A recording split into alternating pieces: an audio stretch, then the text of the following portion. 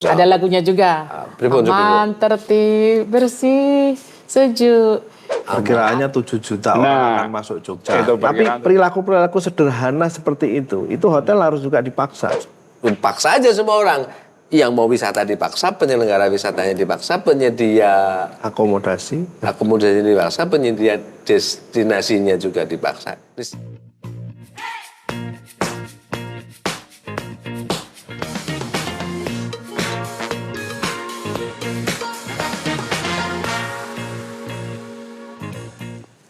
Halo, Sobat Visiting Jogja, ketemu di podcast Bangga Berwisata di Indonesia. Bersama saya Budi Hermanto, hari ini kita akan ngomongin soal kampanye wisata yang berkelanjutan di Jogja. Saya punya 3 tamu, tapi baru datang 2. Saya punya 3 tamu spesial untuk ngobrol soal sustainable tourism di Jogja. Yang pertama adalah Ibu Raden Roro Fitri Diah Wahyuni. Beliau adalah Kabid PLT Kepala Bidang Sumber Daya Pariwisata di Dinas Pariwisata Provinsi Daerah Istimewa Yogyakarta.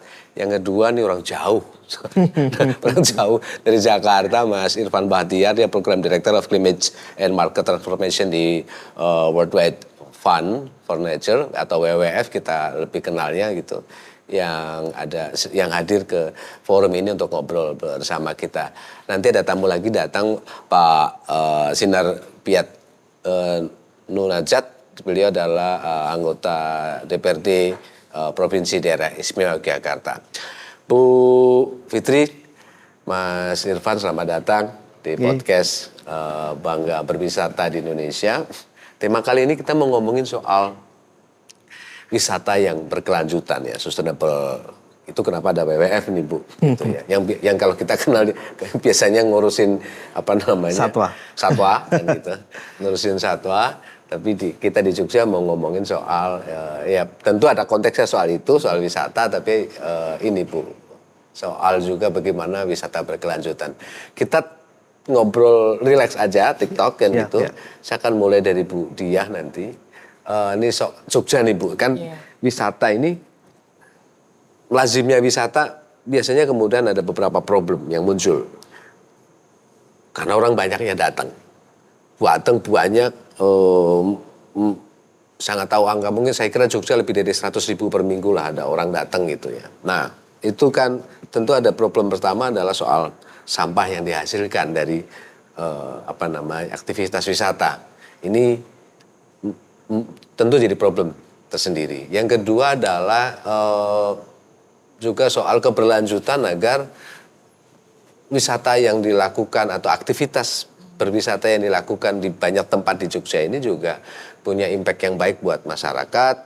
Nah, masyarakat terlibat, wisatanya menjadi lebih jangka panjang, lebih ramah lingkungan. Ya, gitu. Ini yang menjadi diskusi. Tapi saya ingin tahu Bu, di Jogja soal konsep dan gagasan soal wisata berkelanjutan itu seperti apa Bu Diah? Nanti mungkin Mas Irfan juga akan saya mintai inputnya buat Jogja kita ini.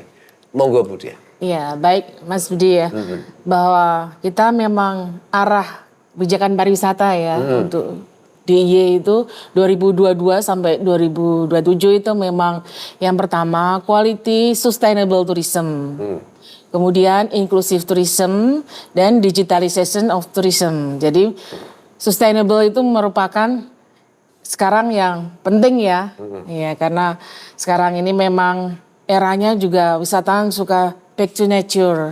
Ya, kembali ke alam. Jadi pengembangan juga untuk desa wisata. Desa wisata juga ada program pemerintah dari kementerian itu, desa wisata, sertifikasi desa wisata berkelanjutan. Jadi ada timnya. Jadi mereka bagaimana ekonominya berkelanjutan, kemudian budaya berkelanjutan, kemudian berkelanjutan dalam lingkungan juga. Jadi sudah ada kriteria-kriterianya dan kita pengembangan juga untuk desa wisata memberikan pendampingan, juga memberikan arahan tentang sustainable. Jadi memang iya pariwisata yang berkelanjutan, kita ramah lingkungan. Jadi intinya juga nanti bagaimana makanan dikemas menggunakan daun. Jadi ya tidak dibuang dengan plastik. Jadi paket-paket itu nanti misalnya ada nasi pecel kan, desa wisata juga paket-paketnya itu kan lokality.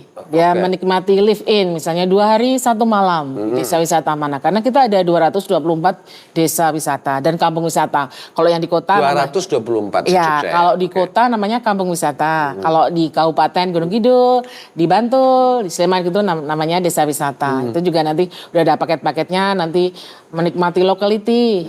Makanannya ada nasi pecel, nasi tiwul ya kalau di Gunung Kidul nanti apa nasi ayam apa itu udah kemasannya sudah semua ramah lingkungan ya dengan daun jati ada di Gunung Kidul nanti juga dengan daun pisang biasa ya kemudian daun kelapa itu dianyam gitu juga cantik untuk makanan di daerah Kulon Progo.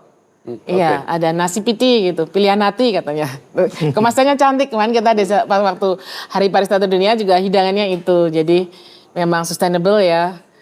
Jadi intinya memang kita concern juga untuk pariwisata berkelanjutan ini. Jadi kita ramah lingkungan, tidak merusak juga tanaman-tanaman hutan ya. Kita lengkap ya, ada hutan di Merapi, hutan pinus. Kita lengkap juga. Kemudian air untuk susur sungai. Air jernih kita juga di Kulon Progo itu banyak juga air mengalir untuk jalan-jalan nangkap ikan. Kan seneng kayak orang dari kota, dari Jakarta nggak pernah tuh lihat ikan ini. Baik, Bu. Ya, jadinya. Tapi saya tertarik, saya mau tanya ke Mas Irfan. Mas, sustainable itu ukurannya pribun, Mas? Sustainable ya, soal keberlanjutan. Itu ukurannya apa sih? Ya baik, tapi sebelum saya jawab itu saya mau ini sedikit tadi Mas Budi apa namanya kenapa WWF ada di sini? WWF kan biasanya ngurusi satwa. Kebetulan saya di WWF itu direktur program yang ngurusi bukan satwa. Oke. Jadi perubahan iklim, sustainable commodity, finance, sekarang energi, sudah seluas itu. Sudah lumayan lama. Nah, kembali ke soal sustainability ya, sustainable tourism. Kalau kita melihat sustainable itu apa sih yang dilihat sebenarnya? Ada 5 hal utama kalau kita bicara soal sustainability untuk semua bidang ya, termasuk nanti pariwisata. Yang pertama people, kemudian orangnya, kemudian profit pasti karena ini adalah bagian dari bisnis. Itu kemudian planet. Planet itu bumi kita. Bumi dan semua ekosistemnya. Kemudian kemitraannya, partnership, dan yang terakhir adalah peace, damai gitu. Itu menjadi komponen penting juga. Nah, secara umum sustainability akan begitu. Itu kenapa kemudian konsep-konsep keberlanjutan ini menjadi satu hal yang penting untuk diterapkan. Jadi ini bukan itu soal destinasinya, itu destinasi alam. Kan kalau kita bicara sustainability, keberlanjutan seringkali keberlanjutan sosial dan ekonomi itu lebih gampang masuk gitu, karena ini bagian dari kesadaran sosial sebagai manusia. Tapi ketika melihat sisi planet tadi, ya itu soal destinasi, tapi lebih dari itu sebetulnya sustainability itu lebih ke perilaku. Bagaimana perilaku berkelanjutan itu menjadi penting untuk wisata. Saya kira itu dulu. Nanti kita lanjutkan. Panjang. Mas Irfan, Bu Fitri, ini tamu saya sudah datang, Pak Sinar. Silakan. Sugeng rawuh. Atus sugeng rawuh, Pak. Monggo. Ngapunten ini telat nih, waduh. Oke. Ini beliau adalah wakil ketua Komisi B, Mas Irfan. Iya, betul. Gitu ya. Sugeng rawuh, Pak. Ini kami sudah mulai ngobrol soal wisata berkelanjutan. Tadi Bu Fitri udah jelasin Jogja punya gagasan soal wisata berkelanjutan. Saya undang Mas Irfan untuk berkelanjutan itu soal apa sih gitu ya. Tapi ada satu poin penting soal bukan sekedar soal destinasinya ansih yang penting, tapi juga tadi Mas Irfan beritahu kami soal manusianya, soal sikapnya. Mas Irfan bilang Earth ya, soal planet, bumi, planet ya, soal planet. Jadi dan perilaku manusia terhadap bumi sebetulnya. Sekecil apapun kontribusi orang di Jogja itu juga kalau dia ngerusak alam juga berkontribusi terhadap bumi secara keseluruhan, kira-kira gitu. Nanti kita lanjutkan. Saya belum ke tamu, baru datang udah saya tanya nanti dulu. Boleh nggak apa-apa. Tapi ke ada lagi Bu, pariwisata Bu, apa namanya Bu Fitri soal tadi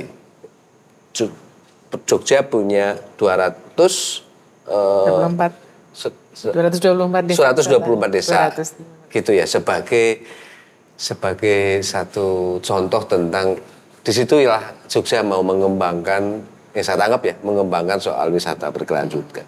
Apalagi Bu program soal wisata berkelanjutan yang digagas oleh Dinas Pariwisata. Iya.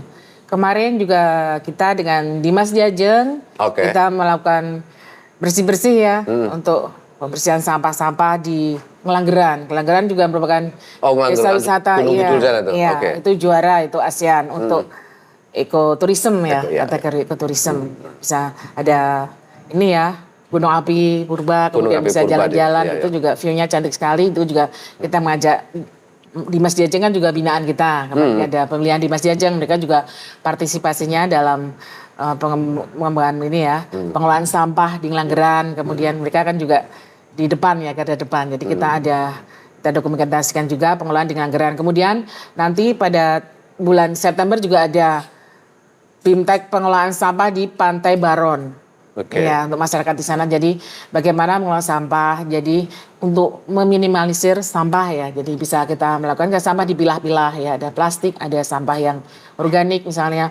Dari daun dibuang aja kan dia nggak apa-apa ya. Tapi kalau plastik nggak boleh. Puluhan tahun dia di dalam tanah juga belum terurai kalau plastik ya. Jadi kita minimalisir plastik, juga makanan-makanan kalau bisa pakai daun gitu. Jadi intinya juga dari sampah-sampah yang dibuang.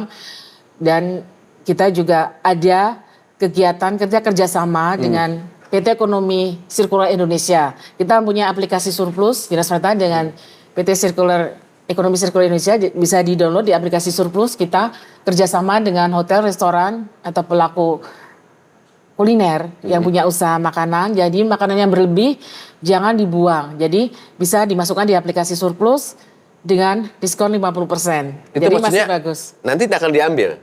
Iya, diambil boleh, dengan GoSend juga bisa. Ada kerjasama dengan Shopee, Gosek. Gitu ya? Gitu. Kita udah melakukan pelatihan, siapa yang akan bergabung, kemudian nanti diajarin dengan HP aja, nanti makannya tinggal difoto, kalau nggak buka nggak apa, hari ini nggak buka, nanti kalau pas buka diupload, nanti jadi dijual cepat.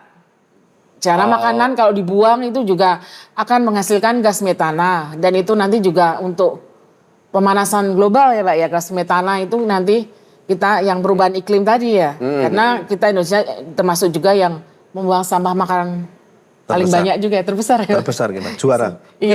Iya. Mana-mana. Jadi karena makanan jadi gas metana, metana nanti melubangi ozon. Iya, jadi itu makanan, karena kita juga ke depan juga ada isu krisis makanan ya. Jadi untuk 50% dijual nanti, tapi masih bagus ya. Oke. Itu. Ada juga. Tapi sebelum lanjut Bu, soal tadi ada cerita apa namanya duta wisata ya, Pak Dimas Diajeng terlibat. Bagaimana dengan masyarakat Bu? Bagaimana cara membuat masyarakat terlibat di dalam? Kita juga banyak kegiatan sosialisasi sadar wisata Sabta Pesona. Karena Sabta Pesona di pariwisata itu ada Sabta Pesona, ada 7. Kalau disingkat tuh ya, ATB Sirka. Ada lagunya juga. Aman, tertib, bersih, sejuk.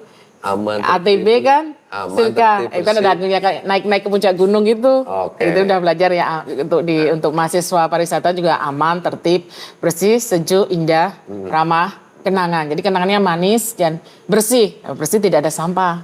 Jadi gitu juga di pantai-pantai itu juga kita memberikan tanaman dan memberikan sosialisasi bahwa memberikan tempat sampah juga, dipilah-pilah sampah yang plastik, sampah yang organik dipisah-pisah, kemudian dibersihkan masyarakat setempat. Pokdarwisnya kan tiap desa wisata juga ada Pokdarwis, kelompok sadar wisata. Mereka yang mengelola destinasi tersebut juga mereka yang care sama destinasinya. Ada sampah mereka akan memunguti dengan sukarela ya. Karena mereka yang mengolah di situ, dan kita memberikan kurang-kurang yang sering memberikan sosialisasi dan supaya destinasinya bersih, terlihat bersih, sejuk ya gitu. Kita berikan tanaman cemara juga di pantai-pantai itu. Ya kalau kita ke tempat wisata tapi sampahnya berserakan tentu tidak menyenangkan. Pak Sinar, ini Komisi B ya, DPR RI, gimana Pak ngelihat perkembangan wisata di Jogja belakangan ini? Komisi B dan teman-teman melihatnya seperti apa Pak? Pak Sinar melihatnya perkembangan wisata di Jogja kayak apa Pak? Ya, terima kasih Mas Budi. Jadi ya kalau kita bicara pariwisata berkelanjutan memang ini sangat kompleks ya. Kompleks, kemudian juga harus komprehensif ya, harus menyeluruh utuh. Karena pariwisata ini sangat berkaitan satu dengan lain. Apalagi kita bicara pemerintahan ya, lintas OPD atau lintas dinas ini memang harus kemudian ada koordinasi, ada komunikasi yang cukup baik sehingga bicara pariwisata berkelanjutan ini tidak bisa kemudian sepotong-sepotong hanya dinas pariwisata saja. Hanya dinas pariwisata ya, saja nggak bisa. Makanya tadi Bu Fitri pun juga peduli dengan persoalan sampah karena sampah ini juga berimplikasi pada dunia pariwisata kita. Kalau pariwisata nggak peduli, itu kan urusan sampah itu kan urusannya dinas lingkungan hidup kan itu. Dan kita sedang agak ramai soal itu, Jogja. Darurat sampah. Nah, kalau pola atau mindsetnya hanya seperti itu ya kemudian tadi akhirnya muncul ego sektoral, yaitu kan wilayahku kan hanya ini, kewenanganku kan hanya ini ya. Bicara pariwisata saya kira berkelanjutan saya kira nggak bisa seperti itu, sehingga harus semua stakeholder dinas terkait harus ikut terlibat, harus terkoordinasi dengan baik ya. Ya salah satu contoh berkaitan ya bicara sampah ini kan sekarang tadi Bapak menyampaikan kalau potensinya ada, destinasinya ada, manusianya, pelaku pariwisatanya ada, tapi kemudian sarana-sarana pendukungnya tidak termanage dengan baik, tidak terkelola dengan baik, juga akhirnya ya pariwisata berkelanjutan ini juga kemudian tidak bisa dilakukan secara maksimal. Tadi contoh umpamanya persoalan sampah. Ya. Sampah ini menjadi bagian dari yang harus menjadi bagian dari program pariwisata berkelanjutan karena sampah ini sudah menjadi persoalan yang sangat serius. Sangat serius bagi tidak hanya persoalan serius bagi masyarakat Jogja sendiri, tapi juga persoalan serius bagi para wisatawan kita. Kalau kemudian nanti ini Lebaran ini kan cuti bersamanya cukup panjang ini Mas Budi ya. Begitu ya. Cukup panjang. Tentu ya wisatawan di Jogja akan infonya akan meledak ini. Perkiraannya 7 juta orang akan masuk Jogja. Itu perkiraan 7 orang. Jogja itu ya libur Lebaran, 7 juta. libur tahun baru, libur pergantian ini tahun baru. 7 juta ini kan membawa sampah pasti. Nggak mungkin nggak bawa sampah. Dia jajan, dia kuliner, dia jalan-jalan, pasti bawa sampah kan. Nah, inilah saya kira bicara pariwisata berkelanjutan ini ya, semua harus kemudian punya kepekaan, punya kepedulian, ya, punya rasa tanggung jawab bahwa bicara pariwisata berkelanjutan ini ya harus dilakukan secara bersama-sama, baik lintas dinas, lintas OPD dan juga para stakeholder ya. Bicara sampah, bicara bau limbah ya.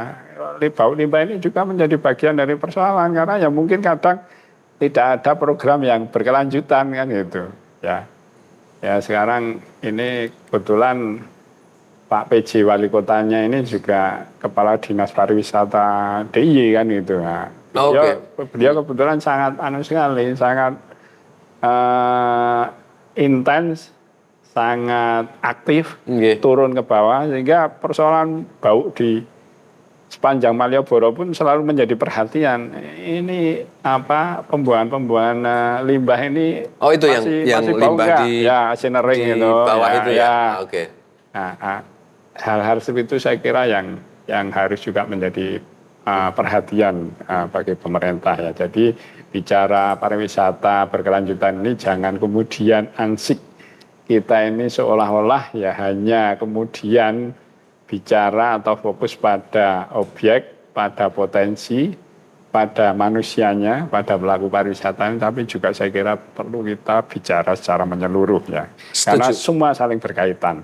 Pada saat ini terabaikan, ini terlupakan, hal-hal yang saya sampaikan tadi tidak pernah dikelola dengan baik, ya kita akan menikmati situasi pariwisata Jogja ke depan. Nah, saya nggak bisa gambarkan. Mungkin orang kemudian sudah nggak menarik lagi bicara di Jogja, karena Jogja di mana-mana berserakan sampah, kotor, bau di mana-mana. Saya kira itu yang harus menjadi PR kita bersama. Iya, Pak Sinar, terima kasih. Mas Irfan, saya mau nanya, kalau cara pandang teman-teman di WWF gitu untuk mengubah mindset orang tadi, Ya.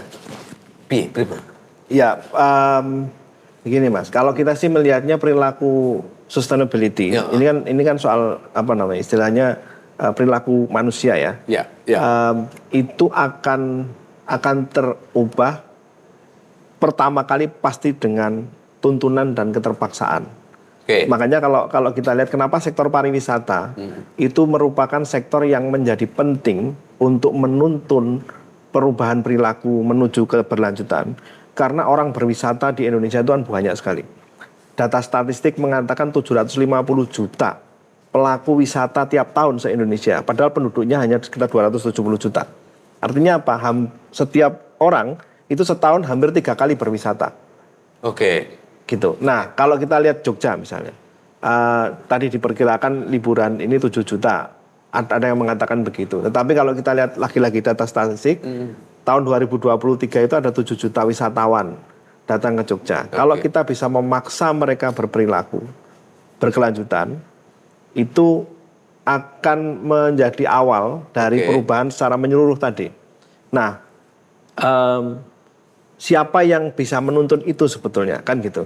Kalau kita melihat sebenarnya begini, kalau di global itu kan ada namanya Global Sustainable Tourism Council ya. Yeah. Dia melihat kalau ngomong-ngomong sustainable tourism itu ya aktor-aktor yang harus terlibat itu mulai dari destinasinya sendiri satu, kemudian operatornya, terus destinasi atau pemerintah di destinasinya, operator, akomodasi, hotel, kemudian pelaku travel, usaha travel, dan wisatawannya. Nah, masing-masing ini punya peran. Baik dari tadi Bu Fitri dan Pak Sinar banyak mengatakan di destinasi dan pemerintahnya itu harus kompak, satu. Tapi juga kita melihat misalnya begini, hotel, penyedia akomodasi. Ini harus mulai kita dorong untuk mempraktekkan sustainability yang sederhana misalnya. Kami beberapa waktu terakhir WWF ya mengadakan meeting di Jogja karena kita akan belajar ke Kali Biru. Tim dari beberapa daerah Indonesia kita ajak belajar ke Kali Biru. Kita bikin acara di sini.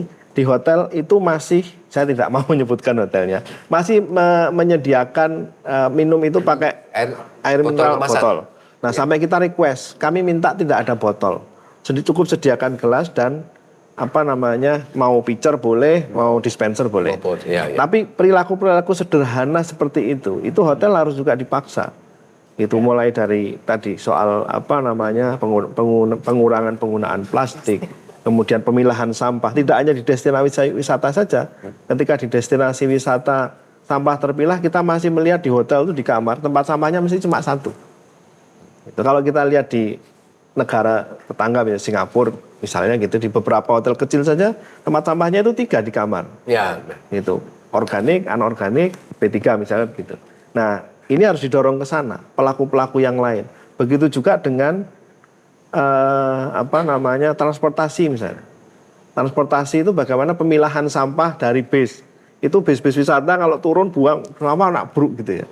Nah, ini yang mesti kita dorong semua aktor itu. Nah, ketika semuanya para pihak yang terkait ini dipaksa, kemudian pelaku perjalanannya juga terpaksa karena harus melakukan itu, dia harus milah sampahnya, malu kalau nggak milah lama-lama kan kalau di ini terus. Nah, perubahan itu akan terjadi dan perubahan yang disebabkan oleh sektor pariwisata itu akan berdampak besar sekali. Karena banyaknya orang yang berwisata. Aku tertarik soal memaksa. Jadi saya belum lama ini saya baca Pak Sinar. Jadi saya baca satu artikel, satu negara di Afrika, Rwanda namanya. Itu negara habis konflik, habis-habisan, perang habis-habisan. Sekarang menjadi negara terbersih kedua atau ketiga di Afrika. Bersih gitu. Semua orang diajak dan dipaksa untuk perilaku hidupnya sehat. Ini negara kita mengenal Rwanda dulu tuh perang antar mereka kan, antara satu suku besar dengan satu suku yang lain, dan mereka baku bunuh soal itu. Tapi sekarang menjadi negara terbersih dan menjadi tempat tujuan wisata karena bersihnya tadi. Dan, Mas Irfan ngasih saran menarik, ada konsep soal memaksa tadi, paksa aja semua orang.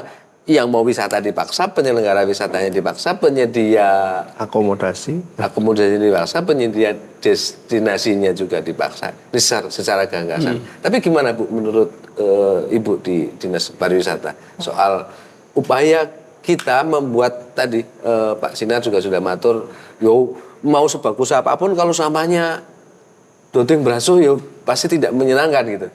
Gimana Bu soal koordinasi yang terjadi dan upaya-upaya yang dilakukan oleh dinas untuk wisata yang berkelanjutan dan bebas sampah?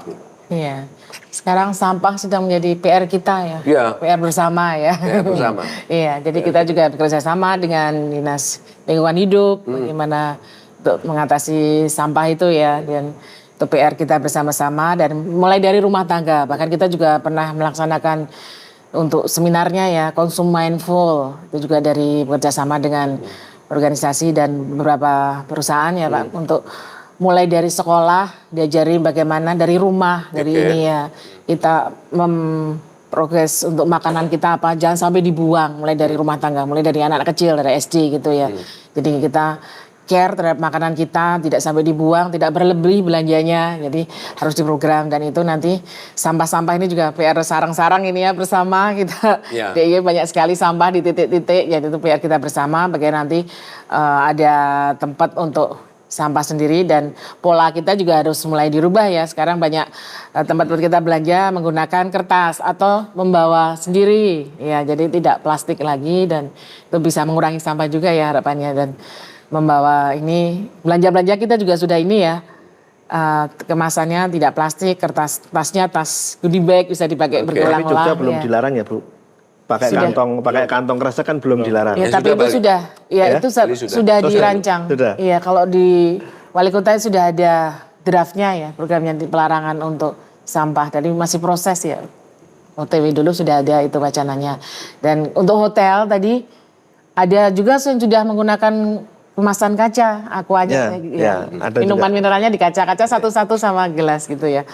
Tapi ada juga yang masih belum ya, masih kita proses ya, jadi tidak langsung, pelan-pelan. Jadi kita juga selalu menginformasikan bahwa pentingnya ini ya, bersih. Jadi bersih tadi, bersih dari bau dan bersih dari sampah ya, jadi intinya itu.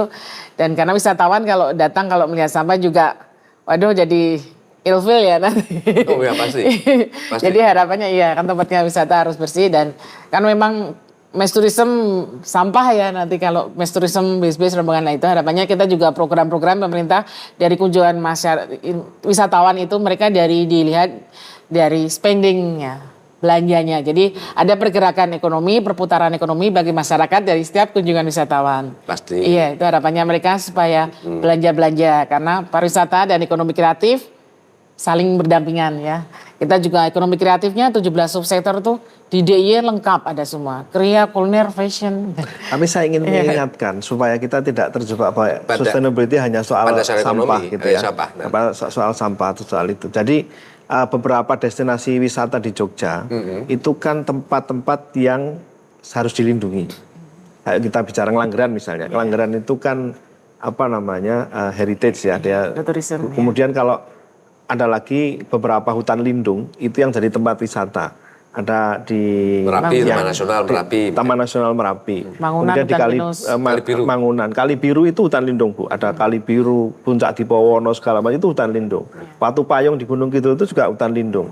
Nah, ketika mass tourism yang terjadi selain tadi mengotori, ketika kemudian para pelaku tidak memaksa pengunjungnya untuk bersikap dengan baik, itu ya yang akan terjadi justru kerusakan untuk apa namanya tempatnya. Meskipun kalau saya sendiri melihat, kebetulan saya cukup lama ya mengikuti perjalanan Kali Biru dan kawan-kawan gitu ya. Mereka tetap menjadi hutan lindung dan dilindungi karena ada wisatawan. Jadi karena ada pendapatan, maka hutan itu dilindungi. Ya. Kalau nggak ada pendapatan ya tinggal aja gitu. Nah, tapi kalau seperti konteks Merapi misalnya, yang banyak itu kan pendaki ya. Pendaki itu, nah bagaimana aktivitas-aktivitas pendakian itu? Sekarang yang lagi rame yang jeep. Ya, apalagi jeep itu, bagaimana wisata dengan jeep atau yang lain yang dilakukan itu tidak kemudian merusak ekosistemnya, itu juga saya kira penting untuk diperhatikan ketika kita bicara soal sustainable tourism. Setuju, saya kira masukan dari Pak Irfan penting buat kita. Saya mau nanya ke Pak Sindar soal regulasinya seperti apa Pak? Regulasi yang bisa didorong untuk menjaga ini semua agar sustainable macam-macam itu bisa kejaga Pak. Betul. Ya, betul Mas Budi. Jadi tadi menarik tadi yang disampaikan tadi, kata-kata memaksa tadi ya. Ya memang ini sangat berkaitan erat dengan mindset dan perilaku. Iya. Nah, mindset dan perilaku ini yang memang harus kemudian terus disadarkan. Masyarakat memang perlu disadarkan. Saya kira kita punya Pok Darwis ya. Jadi Pok Darwis ini saya kira juga perlu untuk terus diberdayakan ya. Ya, salah satu ketugasan Pok Darwis ya harapannya kemudian tadi bisa ikut berpartisipasi membantu peran pemerintah untuk memberikan ya edukasi dalam rangka untuk tadi merubah mindset dan perilaku. Baik perilaku masyarakat sekitar mungkin sekitar destinasi wisata, juga wisatawannya. Ya. Perilaku untuk tadi jaga kebersihan, jaga kelestarian lingkungan, ya, dan lain sebagainya. Nah, saya kira ini yang karena sekarang ini banyak Pok Darwis yang kemudian bergeser lebih fokus ke arah bisnisnya kan gitu. Bisnis ada di wilayahnya ada potensi, kemudian dia tumbuh kembangkan, akhirnya menjadi potensi yang sangat diminati oleh wisatawan, akhirnya lupa dengan aspek-aspek sosialnya bahwa dia juga punya kewajiban untuk memberikan peran kepada pemerintah untuk memberikan ya edukasi pada masyarakat, baik masyarakat wilayah setempat ataupun pada masyarakat wisata yang berkunjung di wilayah itu. Sehingga akhirnya ya tadi sustainable di seluruh sektornya akan terus terjaga dengan baik. Nah kalau bicara kemudian kebijakan ya saya kira bicara paksa memaksa tadi ya, kalau kita bicara pemerintah ya harus saja peraturan daerah. Siap. Kalau bicara daerah ya peraturan daerah. Nah peraturan daerah ini yang kemudian harus betul-betul bisa mengikat, bisa memberikan kesadaran pada masyarakat, bisa merubah mindset, perilaku masyarakat, sehingga akhirnya ya orang Jogja ini kuncinya ya kalau sudah kemudian tumbuh kesadaran rasa memiliki, nah itulah baru kemudian apa yang kita diskusikan ini akan bisa terwujud dengan baik. Kuncinya itu kalau sudah rasa memiliki. Wong Jogja ini nek urung duwe rasa memiliki ya sakarep-karepe dhewe. Apalagi merasa tidak ada aturan, aturannya rano. Luah. Iya. Gitu ya. Tapi kalau kemudian kesadaran itu akhirnya tumbuh dari dirinya, dia kemudian merasa, oh iya ya, aku ini meskipun aku mungkin bukan pelaku, bukan Pok Darwis, bukan siapa-siapa, aku masyarakat biasa nih, aku duwe rasa memiliki bahwa Jogja ini kota pariwisata, sehingga ya kewajibanku sebagai masyarakat kudu melu njogo kan begitu ya, menjaga dalam berbagai aspek yang tentunya itu ya tadi. Kita tuh masih untung karena kita kuat dengan kebudayaan ya, sehingga saya kira yang membuat orang tertarik ke Jogja kan juga kuat di soal kebudayaan tadi. Semua orang saling menjaga, tapi prakteknya memang juga tadi ada yang cuek. Ya saya balik lagi soal sampah ya, kalau melihat dari aspek budaya, mestinya orang Jogja itu orang risinan gitu ya. Kalau nggak bersih itu ya risi. Nggak enak lah ya. Memang tadi saya sampaikan ya mesti dipaksa untuk misalnya dipaksa memilah sampah di tempat-tempat wisata atau bahkan di rumah juga sebetulnya. Tetapi ada satu yang kurang, Pak Sinar, dari daerah. Mestinya juga ketika memaksa pelaku wisata untuk memilah sampah, daerah juga siap untuk mengolah sampah yang sudah dipilah.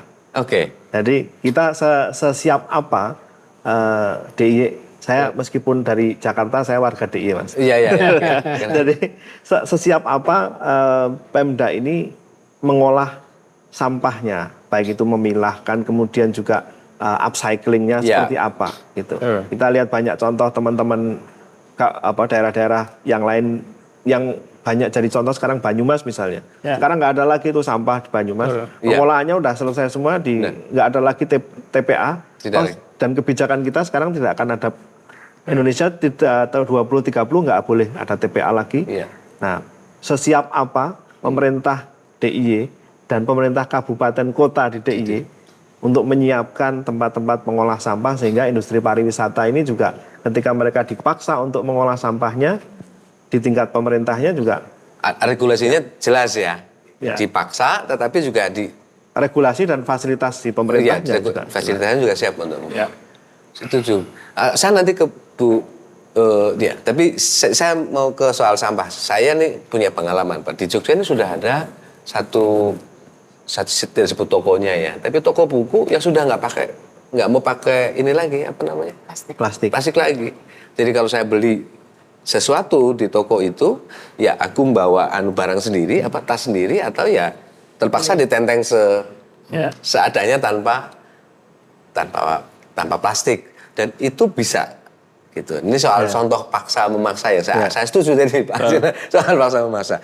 Retail modern juga udah mulai, Mas. Retail modern juga udah mulai. Gitu kan, beberapa retail modern juga begitu. Bawa tas, Bu, Pak. Gitu. Ya, artinya di daerah lain bisa dan kita mau dipaksa di sana itu. Dan itu sudah terjadi di Jogja, Pak. Sudah terjadi. Loh iya. Kenapa di Jogja nggak bisa kan begitu? Mungkin perlu, Bu, itu Bu. Jadi perlu ada satu dorongan kebijakan nanti Bu Fitri gitu, mungkin bisa bekerja sama dengan teman-teman DPRD, Pak, ada satu kebijakan yang memaksa tadi.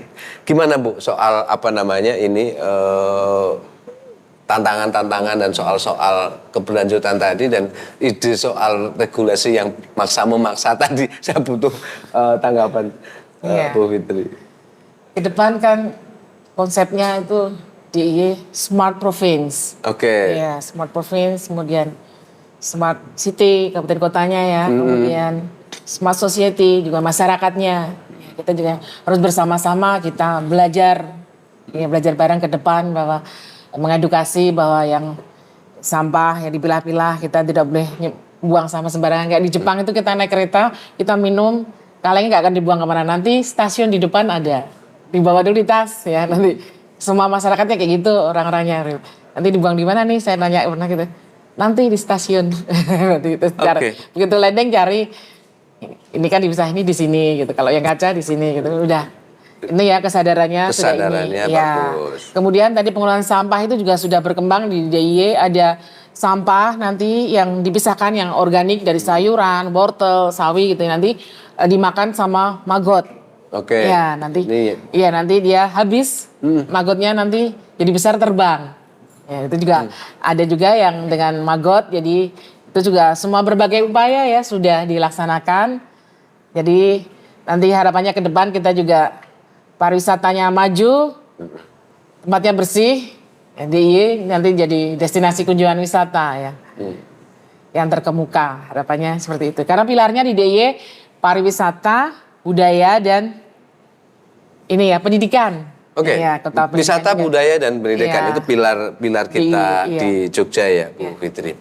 Oke teman-teman, ini waktu kita agak terbatas jadi di podcast ini kita hanya dikasih waktu maksimal 1 jam untuk ngobrol gitu. Tapi kita di sesi akhir nih, akhir bukan penutup ya, tapi saya mau ada beberapa hal baik di Jogja yang mau saya ceritakan. Saya ketemu satu komunitas ini dia campaign soal thrift gitu ya, sehingga beberapa anak muda dan satu komunitas anak muda di Jogja ini mengkampanyekan untuk mengurangi beli baju baru, lebih baik ke tukang permak atau beli baju bekas. Pertimbangannya adalah soal sampahnya yang sampah fashion ini agak banyak. Kemudian muncul lagi gerakan sustainable fashion. Jogja itu keren beberapa ide-ide ini. Nah, saya kepingin ke Pak Sinar dulu. Pak Sinar, kira-kira bagaimana arahan teman-teman dari DPR ya terhadap OPD dan terhadap para stakeholder yang lain untuk kita harus serius betul mewujudkan soal wisata berkelanjutan di Jogja ini, Pak. Mohon pendapat dan saran, Pak. Ya, memang Mas, ini pariwisata berkelanjutan ini memang betul-betul harus menjadi sebuah pemikiran yang serius ya.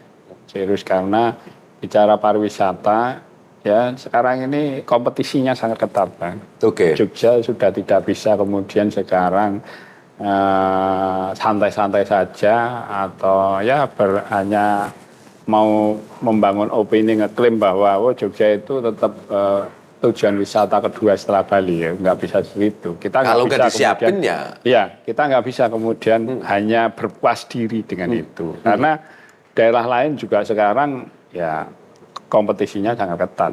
Daerah-daerah lain juga pengen mendeklar bahwa daerahku ini juga tujuan wisata kan, juga kota pariwisata. Nah oleh karena itu saya kira inilah perlunya kemudian koordinasi lintas OPD, lintas dinas bersama dengan stakeholder ini harus terus diintensifkan. Karena ini sesuatu hal yang mudah diucapkan, tapi prakteknya susah Mas dilakukan. Koordinasi itu gampang. Ya, ini betul. Saya diomongin, prakteknya susah. Saya sudah pengalaman sejak 2004 ya di legislatif ini. Kalau yang namanya koordinasi lintas ini tidak mudah dilakukan. Nah, padahal ini dibutuhkan. Ya, tidak bisa kemudian kita jalan sendiri-sendiri bicara pariwisata berkelanjutan, nggak bisa lah. Tadi saya kira sudah diskusi panjang ya, kaitannya dengan sampah, kaitannya dengan limbah, kaitannya dengan SDM-nya, manusianya, kaitannya dengan perhotelan, dua kompleks, sangat kompleks. Nah, nggak bisa kemudian, umpamanya ini porsinya hanya dibebankan pada dinas pariwisata sendirian, nggak mungkin. Nah, ini harus kemudian menjadi kesadaran kita bersama bahwa ya kita sudah nggak bisa, kita egoan, egosentris sektoral. Masing-masing OPD, kemudian masyarakat, kelompok masyarakat yang berkepentingan, semua harus kemudian ya kita bersatu padu untuk saling koordinasi, komunikasi untuk bagaimana kemudian pariwisata berkelanjutan ini bisa betul-betul kita wujudkan secara utuh, tidak setengah-setengah, secara utuh. Secara utuh saya bilang di depan tadi ya, utuh itu ya komprehensif. Tidak ansik hanya bicara destinasi, bicara pelakunya, bicara manusianya, tapi banyak hal yang kemudian ini menjadi penyangga-penyangga suksesnya pariwisata berkelanjutan. Ini yang masih kurang terperhatikan ya, yang akhirnya kemudian muncul banyak persoalan. Begitu kemudian akhirnya ya pariwisata mulai banyak keluhan, banyak kritikan ya. Tadi kita baru bicara sampah, limbah, belum bicara para pelaku-pelaku pariwisata. Kita sering baca di media sosial, parkir nutuk di Jogja itu parkir mahal, nutuk, makan di lesehan mahal. Belum yang itu banyak sekali Mas problem kalau kita koncei satu persatu. Artinya pasti. Inilah. Kalau kita bicara pariwisata berkelanjutan ya kita harus komprehensif ya, tidak bisa sepotong-potong, sehingga saya kira ya inilah yang harus menjadi kewajibannya pemerintah daerah dan juga para stakeholder bahwa ya bisa bicara pariwisata ya sekarang ini ya Jogja sudah banyak ancaman dari daerah lain ya. Banyak ancaman dari daerah lain ya. Nah, ini yang harus kita jadikan sebuah kesadaran bersama bahwa kita semua harus bersatu padu untuk bagaimana Jogja harus tetap bertahan menjadi tujuan utama pariwisata di Indonesia ataupun di internasional. Siap Pak Sinar, matur suwun. Mas Irfan, kritik sampean masih dibutuhkan. Kira-kira apalah yang perlu dibenahi di dalam konteks yang lebih komprehensif. Saya tertarik dengan istilah planet tadi. Jadi ngomongin wisata juga ngomongin planet. Iya. Gitu. Jadi begini sih sebenarnya secara umum. Kita sering menyebut bahwa bumi itu adalah bagian dari sistem penyangga kehidupan manusia. Ya. Bumi yang menyediakan kita air, bumi yang menyediakan kita makanan, bumi yang menyediakan kita udara. Yes. Tapi sekarang ada satu lagi, bumi adalah yang menyediakan kita tempat wisata yang indah. Oke. Karena sekarang wisata itu adalah kebutuhan yang menjadi semakin pokok nih. Jadi kalau kita itu setiap warga negara Indonesia itu rata-rata hampir 3 kali berwisata dalam setahun. Karena itu urusan lagi-lagi kalau saya sih melihatnya bahwa urusan-urusan yang berkaitan dengan kepariwisataan ini itu tidak bisa, sepakat dengan Pak Sinar tadi, tidak bisa dilihat sebagai satu hal yang sektoral. Ini semua terkait. Jadi ketika kita melihat kebutuhan untuk berwisata itu semakin tinggi dan wisata juga menjadi peluang bagi penghidupan warga Jogja, mestinya juga keberadaan aset-aset wisata itu juga dipertahankan. Itu aset-aset wisata itu apa sekarang? Menurut saya kalau kita melihat, saya belum lihat statistik, tapi ada beberapa penelitian teman-teman akademisi. Itu orang lebih banyak berwisata sekarang kalau ke Jogja itu kan ke Gunung Kidul. Orang lihat pantai, orang lihat pemandangan gitu, Kali Biru, macam-macam gitu. Tapi alam yang dilihat. Itu ya itu harus menjadi perhatian untuk mempertahankan destinasi itu supaya tetap bisa dinikmati. Caranya bagaimana? Iya, dilestarikan. Harus ada upaya yang lebih serius untuk membuat destinasi-destinasi wisata itu bertahan menjadi sesuatu yang indah dan bisa dinikmati. Dalam jangka panjang. Dalam jangka panjang. Saya kira ya kalau detailing kritik nanti jangan terlalu panjang. Tapi secara umum gitu. Ini upayanya harus ke sana. Baik itu pemerintah maupun warga yang terkait gitu. Meskipun kalau warga yang tidak terkait kadang-kadang sambat itu. Banyak turis itu sambat. Jogja tadi macet gitu. Tapi ya itu resikonya. Kalau mau maju ya begitu. Dan sebentar lagi akan menjadi semakin banyak ketika tol sudah jadi segala macam. Kalau sudah jadi kan akses ke Jogja lebih langsung nih. Nah, dampak itu akan menjadi semakin kuat. Secara positif mungkin orang masuk lebih banyak. Hal lain yang perlu disiapkan daya tampung, urusan sampah. Daya dukung. Jangan sampai itu menjadi kemudian ditinggal. Setelah banyak kemudian ditinggal itu. Mas Irfan, Bu Fitri, kita diskusi banyak. Tadi ada Mas Irfan juga kasih beberapa saran. Tapi mungkin penting menurut saya Bu Fitri menyampaikan ke kita semua, sobat visiting Jogja juga, soal optimisme dan harapan ke depan DIY mampu mengelola segala aset wisatanya dengan baik itu seperti apa, Bu? Perlu teman-teman perlu tahu. Kita optimis, pasti optimis ya. Karena DIY dari portofolio destinasi wisata ada 3 dari portofolionya, ada nature, culture, dan man-made. Nature tadi alam ya, alam kita dikaruniai lengkap. Kita mempunyai gunung, mempunyai hutan, mempunyai pantai di 3 kabupaten kota. Pantai Pasir Putih, Pasir Hitam, Pantai Klif, untuk panjat tebing ada di Siung, di Gunung Kidul, lengkap.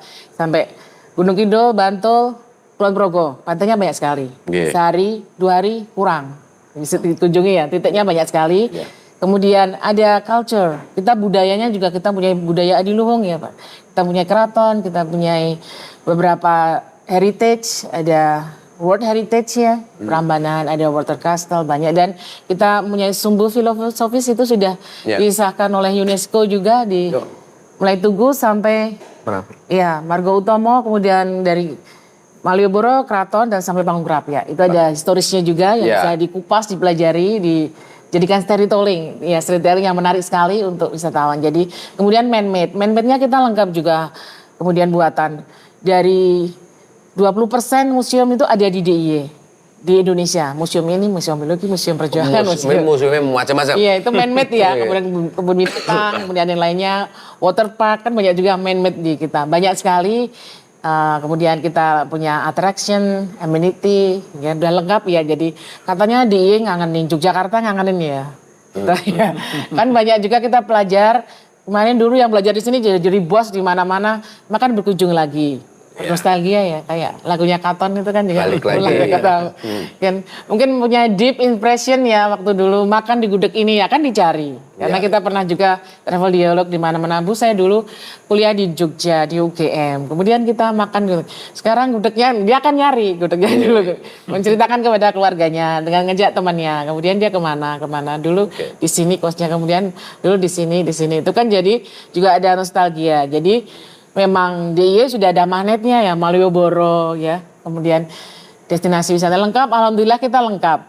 Jadi nanti kita ke depan go green, tetap go green ya, karena tadi sustainable tadi dan masyarakat tadi kita mengembangkan community based tourism tadi melalui desa wisata. Jadi masyarakat berperan serta. Saya punya rumah nih, ada minimal 5 kamar ya maksimal. Jadi ada ownernya, kemudian jadiin yang 3 ini bisa di 2 atau yang 4 ya bisa, karena saya pernah juga nginep di homestay gitu ya, nanti di Mangunan gitu keluarganya anaknya 2 sudah jadi guru di Jogja ya, jadi kan bapak ibu tadi mengelola homestaynya, jadi ada perputaran ekonomi untuk masyarakat sekitar. Kita pagi-pagi nanti makan pisang rebus atau apa gitu, lokalitinya apa, kemudian bisa jalan-jalan di kawasannya, dan itu juga banyak juga bahkan wisatawan luar negeri mancanegara suka juga yang homestay ke rumah-rumah itu. Jadi back to nature tadi ya Pak ya, alamnya suka ini ya, trennya sudah back to nature Pak. Jadi tadi binatang-binatang ya, lihat binatang ya,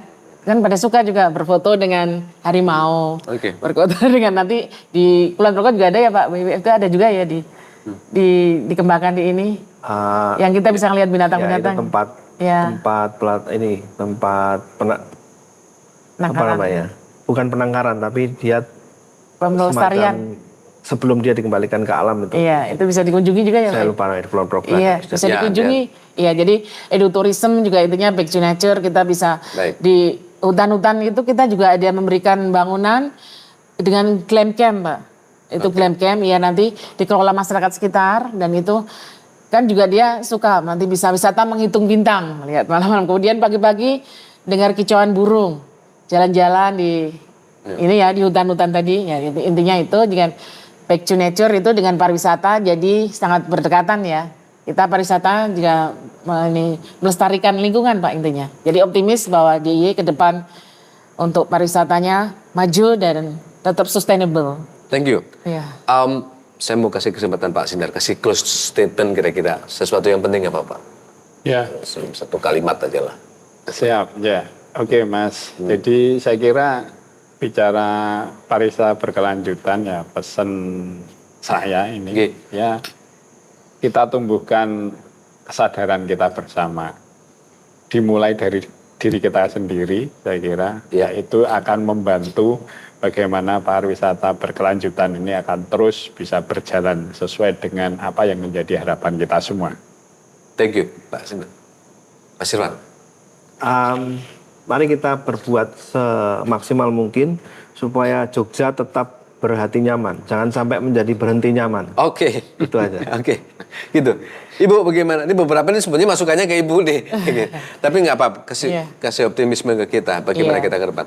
Ya ke depan kita memang kita push-pushnya ke pariwisata ya, kita memang untuk DIY, untuk tambang kan juga. Kalau di luar DIY ya, kita sumber daya manusianya yang banyak di DIY, banyak ada kampus, ada nih. Jadi nanti kita pariwisata muaranya adalah kesejahteraan masyarakatnya ya. Dari pariwisata untuk masyarakat, endingnya masyarakat juga tidak hanya menyaksikan, masyarakat juga bisa dari jualan kulinernya, kemudian dari homestay-nya. Jadi ada dapat juga masyarakat untuk perekonomian dari perputaran ekonomi dari pariwisata, Pak. Baik, Sobat Visiting Jogja, ini waktu kita berakhir di podcast Bangga Berwisata di Indonesia. Terima kasih buat tamu saya pada hari ini, ada Pak Sinar. Terima kasih Pak. Gitu. Mas Irfan kan gitu. Ibu Fitri terima kasih banyak. Semoga nanti kita ketemu di kesempatan yang lain dan kita akan diskusikan lebih ini. Terima kasih kepada Dinas Pariwisata Daerah Istimewa Yogyakarta. Terima kasih kepada Pusat Desain Industri Nasional Yogyakarta yang tempatnya kita pakai ini gitu. Terima kasih pada Lovis yang bantu setting untuk tempat ini. Saya Budi Hermanto, selaku pembawa acara di podcast Bangga Berwisata di Indonesia, mengucapkan terima kasih dan kita ketemu di kesempatan yang lain.